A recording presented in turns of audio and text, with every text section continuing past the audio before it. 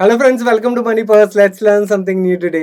ఈరోజు మన ఈ వీడియోలోని హోమ్ లోన్ ద్వారా మనం 5,00,000 వరకు ట్యాక్స్ ఎగ్జంప్షన్ ఎలా పొందొచ్చో నేను మీకు చూపిస్తాను.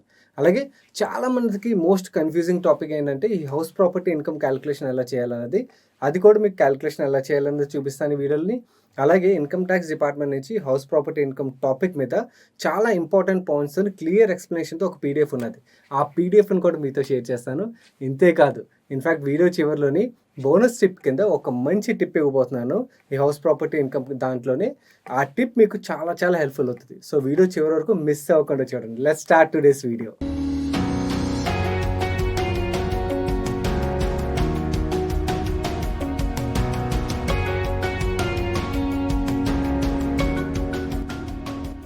ఈ వీడియోలో టాపిక్లోకి వెళ్ళే ముందు ఒక చిన్న ఇంపార్టెంట్ అప్డేట్ అండి. ఈ section 80 video last week upload చేశాను కదా. ఈ వీడియోలో నేను ఒక చిన్న మిస్టేక్ చేశాను. సెక్షన్ 80Dని ఎక్స్ప్లెయిన్ చేసేటప్పుడు ఆ 80Dలో నేను ప్రివెంటివ్ హెల్త్ చెకప్స్ లిమిట్ ఏదైతే ఉంటుందో అది ఆ 80D లిమిట్ కన్నా ఎడిషనల్గా వస్తుందని చెప్పాను. అది రాంగ్ అండి. అది ఎడిషనల్గా రాదు, అది విత్ ఇన్ ది లిమిటే. అది నా తరపు నుంచి ఒక చిన్న మిస్టేక్ జరిగింది. ఈ పాయింట్ని నోట్ చేసుకోండి. And I will take care of it. I'm really sorry. Next time ఇలాంటి మిస్టేక్ జరగకుండా I will take care of it. And coming to today's topic, మీరు హోమ్ లోన్ మీద ట్యాక్స్ ఎగ్జంప్షన్ పొందాలంటే మీరు ఏదర్ ఆల్రెడీ కన్స్ట్రక్ట్ అయిపోయిన ఇల్లును కొన్నా, లేకపోతే ఇక అండర్ కన్స్ట్రక్షన్లో ఉన్న ఇల్లును కొన్నప్పుడు హోమ్ లోన్ తీసుకున్నా కూడా మీరు ట్యాక్స్ ఎగ్జంప్షన్ పొందడానికి వీలవుతుంది. కాకపోతే మీరు అండర్ కన్స్ట్రక్షన్లో ఉన్న ఇల్లును కొన్నారనుకోండి, ఆ అండర్ కన్స్ట్రక్షన్లో ఉన్న ఇల్లు కన్స్ట్రక్షన్ అయిపోయి మీకు పొజిషన్ 5 ఇయర్స్ లోపల వచ్చేయాల్సి ఉంటుంది. 5 ఇయర్స్ దాటినట్టయితే మీకు ట్యాక్స్ ఎగ్జంప్షన్ రాదు.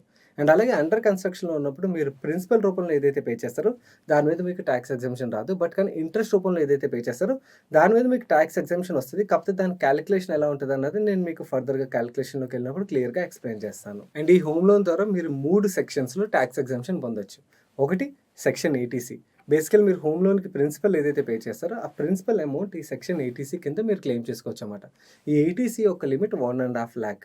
కాకపోతే నేను ముందుగా చెప్పిన విధంగా మీరు ఒకవేళ అండర్ కన్స్ట్రక్షన్లో ఉన్నప్పుడే మీరు హోమ్ లోన్ తీసుకున్నారనుకోండి, ఆ అండర్ కన్స్ట్రక్షన్ పీరియడ్లో ఏదైతే ఈఎంఐస్ పే చేస్తారో దాంట్లోని ప్రిన్సిపల్ కాంపోనెంట్ ఏదైతే ఉంటుందో ఆ ప్రిన్సిపల్ కాంపోనెంట్ మీద మీరు అండర్ కన్స్ట్రక్షన్ పీరియడ్లో మాత్రం ట్యాక్స్ ఎగ్జంప్షన్ పొందడానికి వీలవుతుంది. మీకు పొజిషన్ సర్టిఫికేట్ వచ్చేసిన తర్వాత మీరు ట్యాక్స్ ఎగ్జంప్షన్ క్లెయిమ్ చేయొచ్చు అన్నమాట, ఈవెన్ ప్రిన్సిపల్ కాంపోనెంట్ మీద కూడా. అండ్ అలాగే ఇక్కడ ఇంకొక పాయింట్ చాలామందికి తెలియదు ఏంటంటే, మీరు హోమ్ లోన్ తీసుకున్నారు, హోమ్ లోన్తో ఇల్లు కొన్నారు.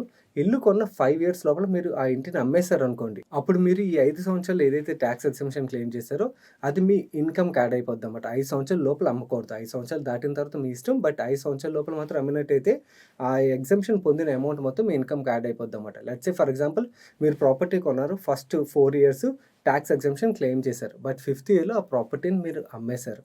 అమ్మేసినప్పుడు ఏమవుతుందంటే ఫస్ట్ 4 ఇయర్స్లో మీరు ఏదైతే ఎగ్జంప్షన్ క్లెయిమ్ చేశారో ఆ ఎగ్జంప్షన్ క్లెయిమ్ చేసిన అమౌంట్ మొత్తం 5th ఇయర్లో మీ ఇన్కమ్కి యాడ్ అయిపోయి మీరు ఏ ట్యాక్స్ బ్రాకెట్లో ఉంటే ఆ ట్యాక్స్ బ్రాకెట్లో మీరు దాని మీద ట్యాక్స్ పే చేయాల్సి ఉంటుంది. ఈ పాయింట్ క్లియర్గా గుర్తుంచుకోండి. చాలామందికి ఈ పాయింట్ తెలియదు. మీరు అండర్ కన్స్ట్రక్షన్ పీరియడ్లో ప్రిన్సిపల్ ఏదైతే పే చేస్తారో దాని మీద ట్యాక్స్ ఎగ్జంప్షన్ పొందడానికి వీలవుతుంది. కానీ కాకపోతే మీరు స్టాంప్ డ్యూటీ, రిజిస్ట్రేషన్ కాస్ట్ ఏదైతే పే చేస్తారో ఇనిషియల్గా ఉంటున్నప్పుడు దాన్ని మీరు సెక్షన్ 80C కింద క్లెయిమ్ చేసుకోవడానికి వీలవుతుంది అన్నమాట. ఈ పాయింట్ గుర్తుంచుకోండి. సెకండ్, ఇంతకు ముందు వరకు మనకి let's say for example 2 properties ఉన్నాయనుకోండి. ఒక ప్రాపర్టీలో మీరు ఉంటున్నారు అండ్ ఇంకో ప్రాపర్టీలో మీ పేరెంట్స్ ఉంటున్నారు అనుకోండి. అలాంటప్పుడు రెంట్ రాదు కదా సెకండ్ ప్రాపర్టీ మీద. ఇంతకుముందు కేసు సినారియోలో ఏంటంటే ఆ సెకండ్ ప్రాపర్టీ మీద నామినల్ రెంట్ అయినా చూపించి మనం దానికి ట్యాక్స్ పే చేయాల్సి వస్తుండేది. బట్ కానీ రీసెంట్గా తీసుకొచ్చిన అమెండ్మెంట్లో ఏంటంటే మీరు 2 ప్రాపర్టీస్ వరకు సెల్ఫ్ ఆక్యుపైడ్ ప్రాపర్టీస్ చూపించవచ్చు అన్నమాట. అంటే 2 ప్రాపర్టీస్ వరకు మీరు ఆ నామినల్ రెంట్ కూడా చూపించక్కర్లేకుండా మీరు ట్యాక్స్ కట్టక్కర్లేదు. కాకపోతే ఆ సెకండ్ ప్రాపర్టీ నుంచి మీకు రెంట్ వస్తుంది అనుకోండి, అప్పుడు దాని మీద మీరు ఆ రెంట్ వచ్చిన ఇన్కమ్ మీద మాత్రం ట్యాక్స్ కట్టాల్సి ఉంటుంది. అండ్ ఈ రెంటల్ ఇన్కమ్ ట్యాక్స్ క్యాలిక్యులేషన్లో ఒక ఇంపార్టెంట్ పాయింట్, చాలామంది తెలియక ఈ మిస్టేక్ చేస్తుంటారు. లెట్స్ సే ప్రాపర్టీకి ఓనర్, యాక్చువల్ అఫీషియల్ రికార్డ్స్లో ఓనర్ హస్బెండ్ అనుకోండి. ఆ ప్రాపర్టీని రెంట్కి ఇచ్చారనుకుందాం. రెంట్కి ఇచ్చినప్పుడు ఆ రెంట్ ఏదైతే ఉంటుందో ఆ రెంట్ హస్బెండ్ అకౌంట్లో క్రెడిట్ అయినట్టయితే హస్బెండ్ ట్యాక్స్ ఎస్ఎస్సీ అనుకోండి, దాని మీద ట్యాక్స్ పే చేయాలి కదా అని చెప్పి ట్యాక్స్ అవాయిడ్ చేయడానికి ఆ రెంట్ని వైఫ్ అకౌంట్లో క్రెడిట్ చేయిస్తుంటారు అనమాట. ఇలా చేయడం means of deemed owner chapter ప్రకారం చాలా చాలా రాంగ్ అండి. ఈ means of deemed owner chapter మనకి ఏం చెప్తుందంటే, ఎవరైతే ప్రాపర్టీ ఓనర్ ఉంటారో అతనే ఈ రెంటల్ ఇన్‌కమ్‌కి టాక్స్ పే చేయాల్సి ఉంటదన్నమాట. Let's say for example property owner అకౌంట్‌లో కాకుండా వేరే వాళ్ళ అకౌంట్‌లో ఆ రెంట్ క్రియేట్ అవుతుందనుకోండి. రేపొద్దున ఇన్‌కమ్ టాక్స్ డిపార్ట్‌మెంట్ దాన్ని పట్టుకున్నప్పుడు ఏమవుతదంటే, ఆ రెంట్ ఏదైతే క్రియేట్ అయిందో దాని మీద ఓనర్ టాక్స్ పే చేయాల్సి ఉంటది. ఈ పాయింట్‌ని గుర్తుంచుకోండి.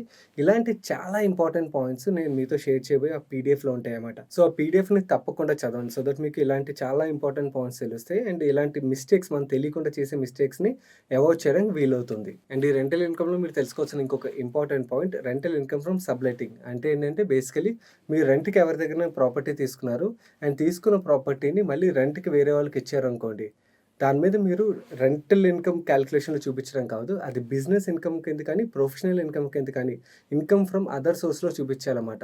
సో, మీరు హౌస్ ప్రాపర్టీ ఇన్‌కమ్ క్యాలిక్యులేషన్‌లో అది టాక్స్ ఎగ్జంప్షన్ క్యాలిక్యులేట్ చేయడానికైతే అవ్వదు గుర్తుంచుకోండి. మన ఈ వీడియోలో ఫర్దర్‌గా ఎళ్ళే ముందు ఒక చిన్న రిమైండర్ గైస్ ఇప్పటివరకు వీడియోని లైక్ చేయనట్టయితే తప్పకుండా వీడియోని ఇప్పుడే లైక్ చేయండి. చివరికెళ్ళేసరికి వీడియోని లైక్ చేయడం మర్చిపోవచ్చు. అలాగే మీ ఫ్రెండ్స్ అండ్ ఫ్యామిలీ మెంబర్స్‌కి ఈ వీడియో తప్పకుండా ఉపయోగపడుతది కాబట్టి వాళ్ళకి మిస్ అవ్వకుండా వీడియో మొత్తం చూసిన తర్వాత షేర్ చేయండి. అండ్ మీరు ఇదే ఫస్ట్ టైం మనీ పర్స్ ఛానల్‌కి వస్తున్నట్టయితే ఇలాంటి ఇంట్రెస్టింగ్ అండ్ యూస్‌ఫుల్ కంటెంట్‌ని రెగ్యులర్‌గా ఫాలో అవ్వడానికి ఛానెల్ సబ్స్క్రైబ్ చేస్తూ పక్కన ఉన్న బెల్ ఐకాన్‌ని ఆల్ నోటిఫికేషన్ యాక్టివేట్ చేసుకోండి. సో దట్ మేము every Wednesday and Saturday upload చేసే వీడియోని మిస్ అవ్వకుండా మీరు చూడడానికి వీలవుతుంది. మీకు నేను హోమ్ లోన్ రీపేమెంట్‌లో ప్రిన్సిపల్ కాంపోనెంట్ మీద టాక్స్ ఎగ్జంప్షన్ ఏ సెక్షన్‌లో పొందొచ్చో ఎక్స్‌ప్లెయిన్ చేశాను కదా! మన హోమ్ లోన్ రీపేమెంట్‌లో ఇంట్రెస్ట్ కాంపోనెంట్ కూడా ఉంటది కదా! ఆ ఇంట్రెస్ట్ కాంపోనెంట్ మీద మనం ఏ సెక్షన్స్‌లో టాక్స్ ఎగ్జంప్షన్ పొందొచ్చో మీకు ఇప్పుడు ఎక్స్‌ప్లెయిన్ చేస్తాను. ఫస్ట్ సెక్షన్ 24(బి). ఈ సెక్షన్ 24(బి) కింద మనం ఏదైతే మన ఈ పే చేసే ఈఎంఐలో ఇంట్రెస్ట్ కాంపోనెంట్ ఉంటుందో దాని మీద టాక్స్ ఎగ్జంప్షన్ పొందొచ్చన్నమాట. కాకపోతే ఒక ఫైనాన్షియల్ ఇయర్‌లో ఈ సెక్షన్ 24(బి) యొక్క మాక్సిమం లిమిట్ రూ. 2,00,000 అన్నమాట.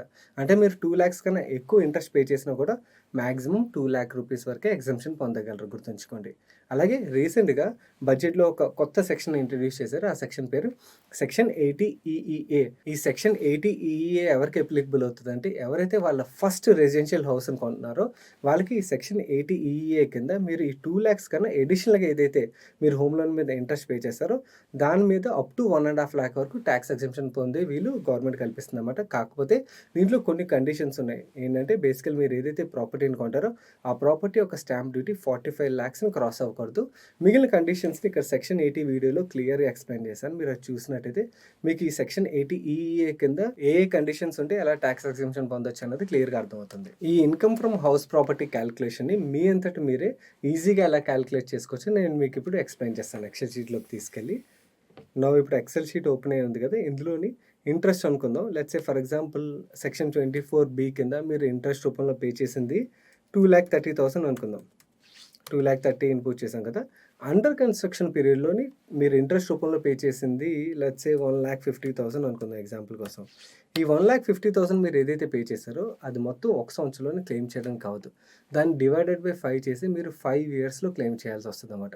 అంటే 1,50,000 డివైడెడ్ బై 5 చేస్తే ఎంత వస్తుంది? 30,000 వస్తదన్నమాట. ఈచ్ ఫైనాన్షియల్ ఇయర్‌లో మీరు 30,000 వరకు క్లెయిమ్ చేసుకోవడానికి వీలవుతుంది. లెట్స్ సే ఇక్కడ మనం 2 కేస్ స్టడీస్ చూద్దాం. ఒకటి సెల్ఫ్ ఆక్యుపైడ్ ప్రాపర్టీ, ఇంకోటి let out property. Let out property అంటే ఏంటంటే మీరు రెంట్‌కి ఇచ్చిన ప్రాపర్టీ అన్నమాట. ఫస్ట్ సెల్ఫ్ ఆక్యుపైడ్ ప్రాపర్టీ యొక్క క్యాలిక్యులేషన్ చూద్దాం. ఇక్కడ రెంట్ ఏం రాదు కదా! గ్రాస్ యాన్యువల్ వాల్యూ అంటే ఇక్కడ మనకొచ్చిన రెంట్ ఇన్పుట్ చేయాలన్నమాట. ఇక్కడ రెంట్ ఏం రాదు కాబట్టి మనం సెల్ఫ్ ఆక్యుపైడ్ కాబట్టి 0 ఇన్పుట్ చేస్తున్నాను. దీంట్లోంచి మున్సిపల్ టాక్స్ తీయాలి. బట్ కానీ ఇక్కడ మనకి రెంట్ రాలేదు కాబట్టి మున్సిపల్ టాక్స్ కూడా మనం తీసేదేం లేదు. సో, 0 ఇది కూడా. ఈ గ్రాస్ యాన్యువల్ వాల్యూలోంచి మున్సిపల్ టాక్స్ తీసేస్తే మనకి నెట్ అసెట్ వాల్యూ వస్తదన్నమాట. కాకపోతే ఇక్కడ gross annual value 0 municipal tax 0 కాబట్టి నెట్ అసెట్ వాల్యూ కూడా 0 అవుతది ఈ కేస్‌లోని. మనం ఇప్పుడు సెక్షన్ 24లో డిడక్షన్స్ విషయంకి వచ్చినట్టయితే ఫస్ట్ మనకి స్టాండర్డ్ డిడక్షన్ వస్తదన్నమాట. ఈ నెట్ అసెట్ వాల్యూ ఏదైతే ఉంటదో ఆ నెట్ అసెట్ వాల్యూలోని మనకు 30% వరకు స్టాండర్డ్ డిడక్షన్ వస్తది. ఇక్కడ సెల్ఫ్ ఆక్యుపైడ్ ప్రాపర్టీ కాబట్టి ఇది కూడా 0 వస్తది. Next section 24(బి).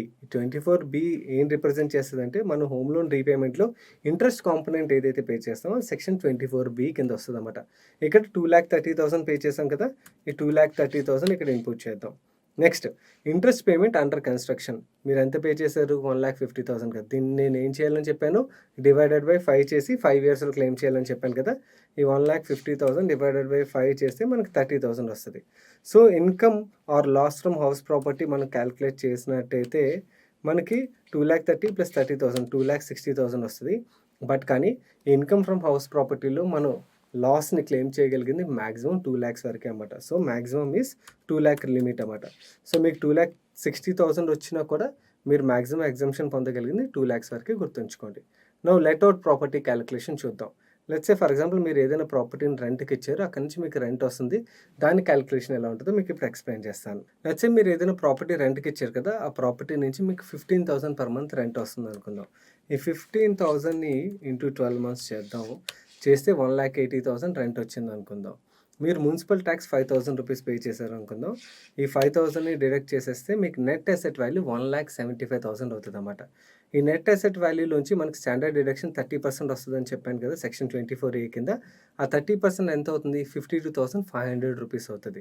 నౌ ఇక్కడ మనం సెక్షన్ 24B కింద మనం పే చేసిన ఇంట్రెస్ట్ ఎంత?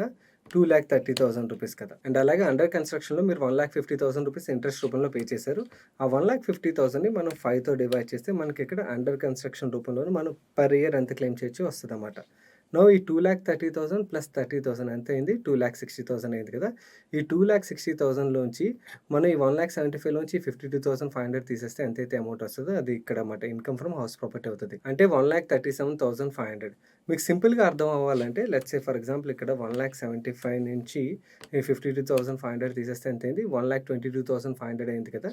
ఇక్కడ లెట్స్ సే ఈ 2,30,000కి ఈ 30,000 యాడ్ చేసామనుకోండి 2,60,000 అవుతది. మనం ఇప్పుడు ఈ 2,60,000లోంచి మీరు ఈ 1,22,500 తీసేస్తే ఎంతైంది? 1,37,500 వచ్చింది కదా! దగ్గర దగ్గర వచ్చింది కదా! మీకు ఇక్కడ మాక్సిమం లిమిట్ 2,00,000 ఉన్నా మీకు ఇక్కడ ఇన్‌కమ్ ఫ్రమ్ హౌస్ ప్రాపర్టీ ఎంతొచ్చింది? 1,37,500 కాబట్టి మీరు 1,37,500 రూపీస్ మాత్రమే మాక్సిమం ఆ ఇయర్‌లోని లాస్ కింద క్లెయిమ్ చేసుకోవచ్చన్నమాట. అండ్ ఈ ఇన్‌కమ్ టాక్స్ డిపార్ట్‌మెంట్ ఒక ఇన్‌కమ్ ఫ్రమ్ హౌస్ ప్రాపర్టీ పీడీఎఫ్‌ని మీతో షేర్ చేస్తా అని చెప్పాను కదా! ఆ పీడీఎఫ్‌ని యాజ్ యూజువల్ మన టెలిగ్రామ్ ఛానెల్‌లో షేర్ చేశాను. మీరు అక్కడి నుంచి డౌన్‌లోడ్ చేసుకోవచ్చన్నమాట. ఆ డౌన్‌లోడ్ చేసుకొని మీరు చూసినట్టయితే income from house property chapter మీద మీకు బాగా క్లారిటీ దొరుకుతది. ఎందుకంటే దాంట్లోని చాలా పాయింట్స్‌ని వాళ్ళు కవర్ చేశారు. కాకపోతే అవి అందరికీ అప్లికబుల్ అవ్వదు కాబట్టి నేను కామన్ పాయింట్స్ మీద ఈ వీడియోలో డిస్కస్ చేస్తున్నాను. ఆ పీడీఎఫ్‌ని డౌన్‌లోడ్ చేసుకొని తప్పకుండా చదవండి. మీరు ఒకవేళ మన టెలిగ్రామ్ ఛానెల్‌లో లేనట్టయితే మీరు టెలిగ్రామ్ యాప్ ఓపెన్ చేసి మనీ పర్సన్ సెర్చ్ చేసినట్టయితే 80,000 పైన ఆల్మోస్ట్ 87,000 పైన సబ్స్క్రైబర్స్‌తో మీకు ఒక ఛానెల్ కనబడుతది.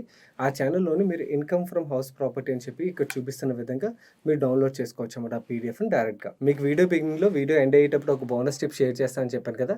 ఆ బోనస్ టిప్ ఇది చాలా చాలా ఇంపార్టెంట్ బోనస్ టిప్. చాలా మందికి తెలియదు.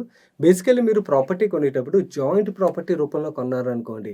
అలాంటప్పుడు లెట్స్ సే ఫర్ ఎగ్జాంపుల్ మీరు ఇంట్రెస్ట్ రూపంలోని ఇందాకల కేసులో ఏం జరిగింది? ఇంట్రెస్ట్ రూపంలో 2,60,000 పే చేసినా కూడా మాక్సిమం 2,00,000 వరకు ఎగ్జంప్షన్ పొందడానికి వీలైంది కదా! లెట్స్ సే ఫర్ ఎగ్జాంపుల్ ఆ జాయింట్ ప్రాపర్టీ మీరు లెట్స్ సే 4,00,000 రూపీస్ పే చేసిన ఇంట్రెస్ట్ రూపంలోని మీరు ఎవరైతే వైఫ్ అండ్ హస్బెండ్ ఇద్దరు టాక్స్ పే చేస్తున్నారనుకుందాం. అలాంటి కేసులో ఏమవుతదంటే ఆ 4,00,000 రూపీస్ మీరు ఇంట్రెస్ట్ రూపంలో ఏదైతే పే చేస్తారో దాన్ని డివైడ్ చేసి 2,00,000ని హస్బెండ్ డిడక్షన్ కింద క్లెయిమ్ చేసుకోవచ్చు. 2,00,000 వైఫ్ డిడక్షన్ కింద క్లెయిమ్ చేసుకోవచ్చన్నమాట. అలాగే ఇంట్రెస్ట్ కాంపోనెంట్ కూడా మీరు 3,00,000 వరకు పే చేస్తున్నారనుకోండి. సెక్షన్ 80C కింద మీరు 1,50,000 హస్బెండ్ క్లెయిమ్ చేయొచ్చు. 1,50,000 వైఫ్ క్లెయిమ్ చేయొచ్చన్నమాట. సో వైఫ్ అండ్ హస్బెండ్ ఇద్దరు వర్క్ చేస్తున్నట్టయితే మీ ప్రాపర్టీని జాయింట్ ప్రాపర్టీ కింద కొనండి. దెన్ ఇద్దరు బెనిఫిట్ పొందడానికి వీలవుతదన్నమాట. ఒకళ్ళ పేరు మీదే కాకుండా. This is the best way of buying a property. So ఈ వీడియోలో చూపించిన విధంగా మీరు హోమ్ లోన్ ద్వారా ఈ 3 సెక్షన్లు సెక్షన్ 80Cలో 1,50,000, సెక్షన్ 24Bలో 2,00,000 రూపీస్, సెక్షన్ 80EEAలోని 1,50,000 అంటే టోటల్‌గా 5,00,000 వరకు ట్యాక్స్ ఎగ్జంప్షన్ పొందొచ్చన్నమాట. So guys this is about home loan tax exemption video. ఈ ట్యాక్స్ సిరీస్‌లోని ఇది 4థ్ వీడియో అన్నమాట. మీరు ఈ సిరీస్‌ని ఫాలో అవ్వట్లేనట్టయితే కంప్లీట్ ప్లేలిస్ట్ మీకు ఇక్కడ వస్తది. ఆ ప్లేలిస్ట్ మీద మీరు క్లిక్ చేశారంటే మొత్తం 4 వీడియోలు దొరుకుతాయి. ఈ 4 వీడియోలు చూడడం ద్వారా మీకు యాక్చువల్లీ మొత్తం ట్యాక్స్ ప్లానింగ్ మీద క్లారిటీ వస్తది. అండ్ ఇంకొక చివరి వీడియో ఉన్నదన్నమాట ఈ ట్యాక్స్ ప్లానింగ్‌లోని. ఈ లాస్ట్ వీడియోలో నేను ఒక ఎక్సెల్ షీట్‌ని మీకు ప్రొవైడ్ చేస్తాను. ఆ ఎక్సెల్ షీట్‌లోని మీరు ఏవైతే ఈ ఎగ్జంప్షన్స్ ఈ వీడియోస్ ద్వారా నేర్చుకున్నారో వాటి డేటాను మీరు ఇన్పుట్ చేసినట్టయితే మీ ట్యాక్స్ లయబిలిటీ మీ అంతట మీరే ఈజీగా క్యాలిక్యులేట్ చేసుకోవచ్చు. అలాగే ఇప్పటివరకు వీడియోని లైక్ చేయనట్టయితే తప్పకుండా వీడియోని లైక్ చేయండి. అండ్ ఈ video me friends and family మెంబర్స్‌కి తప్పకుండా ఉపయోగపడుతుంది కాబట్టి వాళ్ళకి మిస్ అవ్వకుండా షేర్ చేయండి. అండ్ మీరు ఇదే ఫస్ట్ టైం మన మనీ పర్స్ ఛానల్‌కి వస్తున్నట్టయితే ఇక్కడ ఛానల్ లోగో వస్తది. ఆ లోగో మీద క్లిక్ చేయడం ద్వారా ఛానల్ సబ్స్క్రైబ్ చేస్తూ పక్కనున్న బెల్ ఐకాన్‌లోని ఆల్ నోటిఫికేషన్స్‌ని యాక్టివేట్ చేసుకోండి. నేను సాయి కృష్ణ పత్రి, మీ మనీ పర్స్ ఛానల్ చూస్తుండండి. ఇంకొక ఇంట్రెస్టింగ్ వీడియోతో మళ్ళీ కలుద్దాం.